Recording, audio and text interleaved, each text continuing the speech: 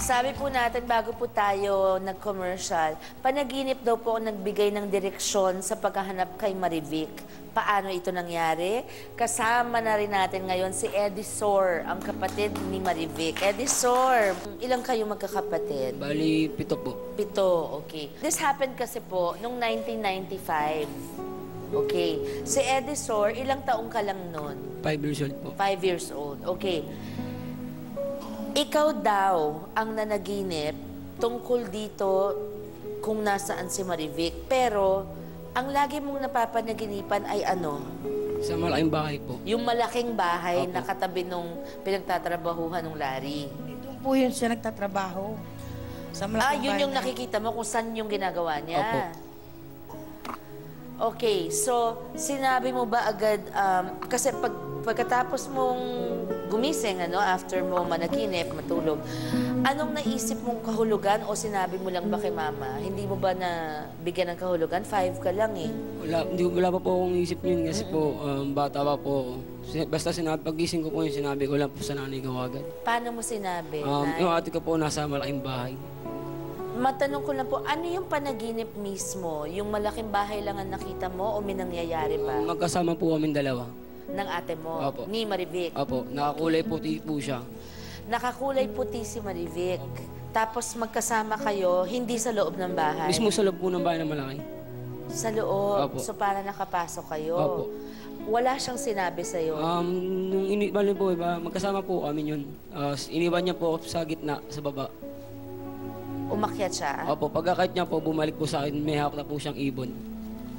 Nakulay Ibon na puti. Opo. Tapos, Pagkabot niya po sa amin, bigla na po siyang nawala. ikwento nyo na po sa amin paano nyo po nakita si Marivic. Ganito po, nauna po si Bandy, pumasok sa malaking bahay. Ang pagtatakang po ng anak ko, yung pagpasok po niya dun sa entrance ng pintuan ng malaking bahay, parang may umihila daw dun sa paa niya na umakyat siya sa second floor. Second floor. Opo. Tapos po umakyat siya. Umakyat po siya doon sa hagdan ng kahoy. Tuloy-tuloy po siya, wala akong lingo-lingo doon sa mga kwarto. Kasi ginagawa pa eh, wala Opo, pang pero may tao. mga kwarto na po. Opo. Di ngayon po, umakyat po siya sa hagdan. Pag akyat po niya doon sa may pinakamataas sa taas na, nakita po niya isang kwarto na bukas. Pinasok po niya. Pinasok po niya yun, pero nandun na po ako sa baba. Nakasunod po ako sa kanya eh.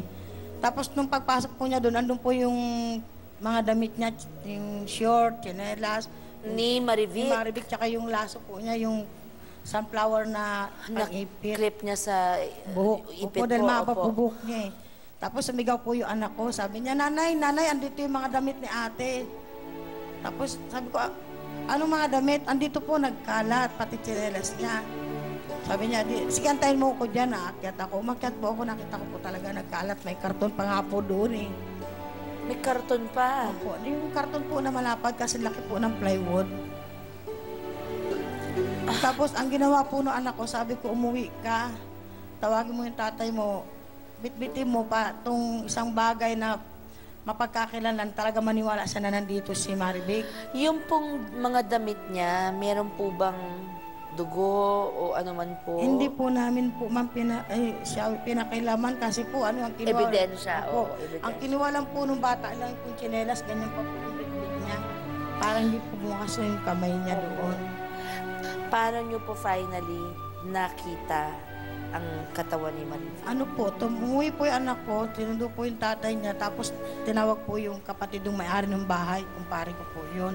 Pero nandun na po nakatira, hindi pa po? Wala pa po Okay, nakatira. wala doon. pa nakatira, Opo. okay. Sabi niya, pare, tulungan mo ko, hanapin yung katawan ng anak ko kasi doon nakita yung Damit. damit. Sabi po niya, sabi ng kumpare ko, sige pare, hanapin natin. Hindi niya naisip na bakit nandoon sa bahay na yon at naisip niya si Larry agad, hindi kaya? Hindi pa po. Ang target pa po namin noon, hanapin muna yung katawan niya kung buhay pa siya. Opo, o ano. opo. Di naganap po sila doon sa taas, sa second floor, lahat po ng kwarto pinagbubuksan. Nung napagod po sila maghanap, sabi nung kumpare ko, dalawang bagay na lang paghahanapin natin. Sabi niya, paghahanapan sa Kisame at saka sa Poso Negro. Pero dalawa yung Poso Negro dito sa bahay na sa kumpan na to, sabi niya. Nung namamahinga po sila doon sa may terrace na malaking bahay na hindi po tapos, pagtingin po nila sa baba, nakaangat po yung takip ng Puso Negro. Tapos nagulat yung kumpare ko, sabi niya, pare, hindi ganyan yung takip niya, Nakatakip yan. talaga na lapat, bakit nakaangat? At saka bakit may tubo dyan na bakal na didos? Tama-tama po, may mga tao po na tumulong na maghanap. So may tao nang malapit doon sa May poso tao na po na pumasok doon sa gate na maghahanap din po. Tapos nung pagpasok niya, natanawa nung asawa ko at saka nung kumpare ko na, boy, pakibuksan mo nga yung Puso Negro kung nandyan ba. Sabi nga gano'n. Nung inangat po nung boy, nung kapitbahay namin, sinilip po niya yung dahil medyo madilim pa po noon, wala po siyang nakita. Di tinibang po niya matagal-tagal po yung Puso Negro. Hindi pa po niya itinakip hanggang medyo nagantay po na magliwanag. Opo. Nung kahanap, nagsawa sila, ang sabi po nung kumpare ko, ibalik mo na yung takip. Naku, opo. Sabi po, nung inangat po uli niya yung takip at isasarado na, ang po niya, nagulat po siya. Kasi po may kumislap po na liwanag sa ilalim ng tubig. Parang may nagbigay ng Opo, ng ilaw signal po sa kanya. Opo. Tapos sabi niya, sige, binaba po niya yung takip. Dumukwang po siya dun sa pinakabuta, sinilip niya. Dahil kung ano po daw yung maliwanag. Nakita po niya yung binti, talampakan ng bata na nakatuwad. Ano po ang reaction niyo muna, Nay, nung tinignan niyo ba or Hindi na po umiyak na lang po Hindi kayo? po ako nakaabot dun, Shawi, kasi hindi na nila ako pinapasok sa loob dahil hinimatay na nga po ako dun sa daanan. Totoo po. So doon po nalaman ano po ang mga ginawa kay Marivic. Ang ginawa po sa kanya, nirape po siya. Tapos inumpo po yung ulo sa semento dahil lumaban nga po siya. Sabi nga po nung medico legal yung doktor, kung 2 tao lang to kaya nung bata ang lumaban. Pero ito pinagtulungan, 4 hanggang 5 tao sila. Marami po sila, hindi Opo. lang yung Larry. Opo. Kaya pala yung sabi ni Larry kanina, siya daw yung inutusang Opo, maglagay totoo sa po post. yun. Paano po nahuli ang ng rape at pumatay sa anak niyo? Dahil wala pong testigo, ang sabi ko po, kailangan si Larry lang po ang makakapagsabi kung sino yung makasama niya. Tsaka yun lang namang umaakyat sa bahay na yun ang maaaring sumagot. Hindi po ba? Dahil araw-araw naman may tao doon. Opo. Ngayong, nung nakita mo ang ate mo na maayos na sa kabao, may burol na, magtatanong ka ba kay mama noon? Hindi na po dahil alam ko naman po nangyari na yun eh. Sinabi na sa'yo wala na si ate. Opo. Bali umiyak na lang po ako yun. So tama yung panaginip mo, parang ikaw pa ang nagturo. Siguro nagpakita si ate sa'yo sa panaginip para Matuntoy po yung bangkay. matunton at mayakap man lang ng huling pagkakataon ng inyong pamilya.